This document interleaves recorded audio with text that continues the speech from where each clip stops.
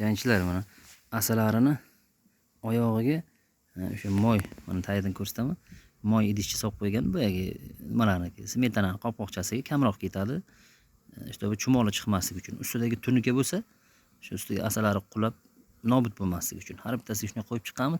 Asosan bunaqa tunuka qo'yib tagiga moy qo'yishlar kamroq uyda 15-20 ta yashigi bor asalarichilar, havaskorlar qiladi, lekin professionallar bundan foydalanmaydi. Ular ko'chib yuradi, tog'dan dalalarga olib chiqadi. O'shuning uchun ularga bu shart emas. Biz endi har bitta asallarning sonini ham qadrlaymiz. Sababi bir qoshiq asalni yegan vaqtimizda u uchun necha minglab kilometr bosib yuradi bu bechoralar. Bu Allohning mo'jizasini biz qadrlaymiz.